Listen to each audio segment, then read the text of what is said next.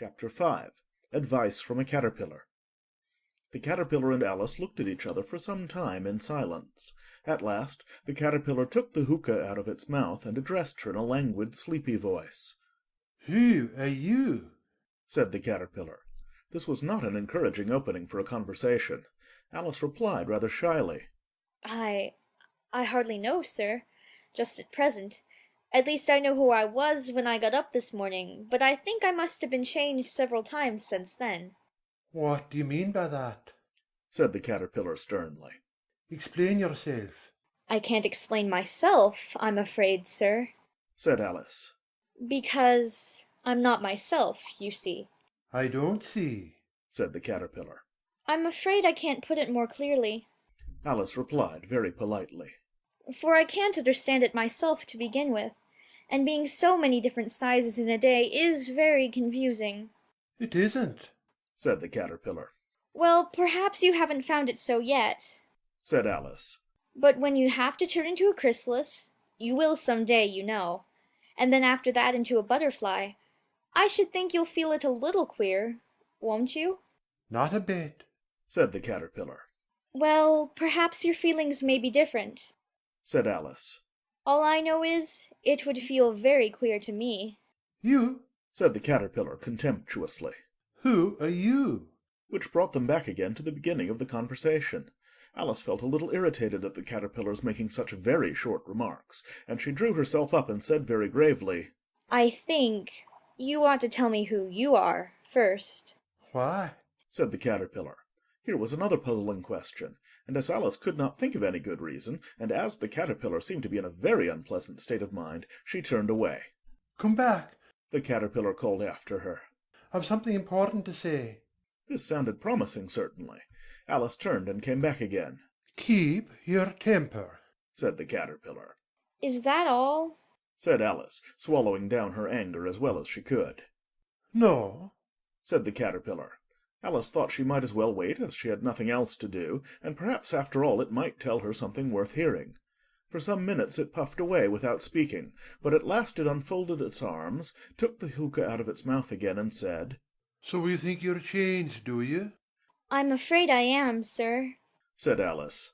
I can't remember things as I used, and I don't keep the same size for 10 minutes together." "Can't remember what things?" said the Caterpillar. "Well, I've tried to say, 'How doth the little busy bee,' but it all came different."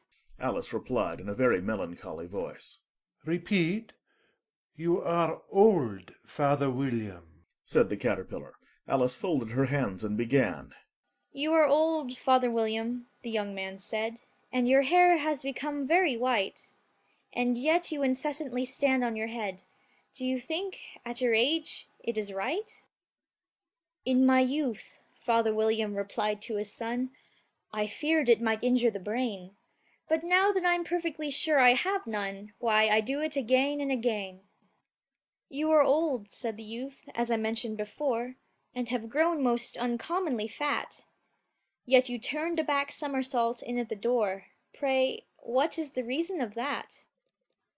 "In my youth," said the sage, as he shook his grey locks, "I kept all my limbs very supple. By the use of this ointment, 1 shilling the box. Allow me to sell you a couple?" "You are old," said the youth, "and your jaws are too weak for anything tougher than suet. Yet you finished the goose, with the bones in the beak. Pray, how did you manage to do it?" "In my youth," said his father, "I took to the law, and argued each case with my wife, and the muscular strength which it gave to my jaw has lasted the rest of my life." "You are old," said the youth. "One would hardly suppose that your eye was as steady as ever. Yet you balanced an eel on the end of your nose. What made you so awfully clever?" "I have answered 3 questions, and that is enough," said his father. "Don't give yourself airs.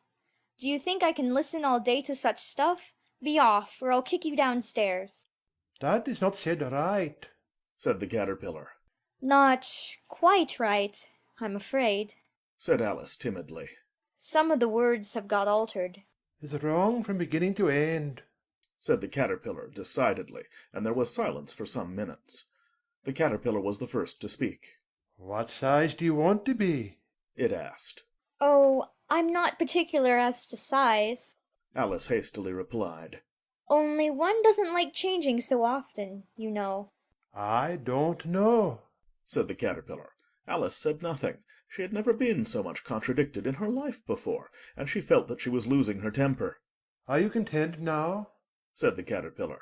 Well, I should like to be a little larger, sir, if you wouldn't mind. Said Alice. 3 inches is such a wretched height to be. It is a very good height indeed. Said the caterpillar angrily, rearing itself upright as it spoke. It was exactly 3 inches high. But I'm not used to it. Pleaded poor Alice in a piteous tone, and she thought of herself. I wish the creatures wouldn't be so easily offended. You'll get used to it in time. Said the caterpillar, and it put the hookah into its mouth and began smoking again. This time Alice waited patiently until it chose to speak again. In a minute or two the caterpillar took the hookah out of its mouth and yawned once or twice and shook itself. Then it got down off the mushroom and crawled away in the grass, merely remarking as it went, One side will make you grow taller, and the other side will make you grow shorter. One side of what? The other side of what?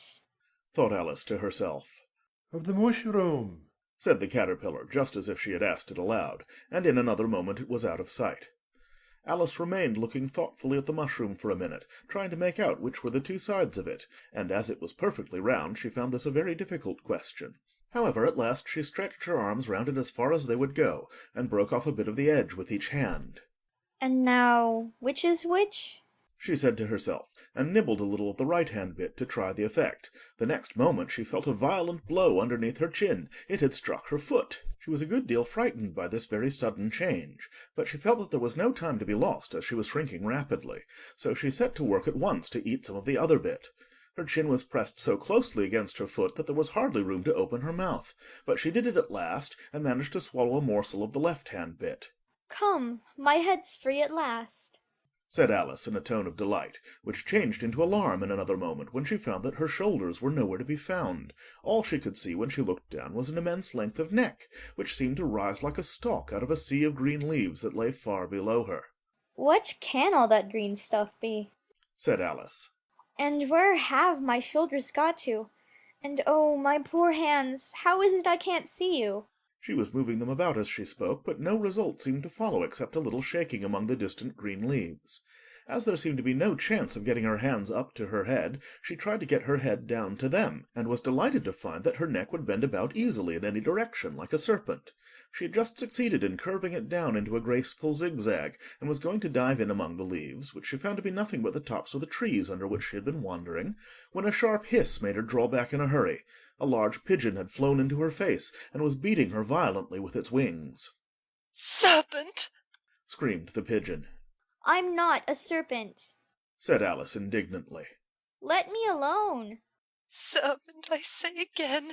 Repeated the pigeon, but in a more subdued tone, and added with a kind of sob, "I've tried every way, and nothing seems to suit them."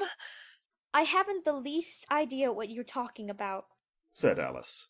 "I've tried the roots of trees, and I've tried banks, and I've tried hedges.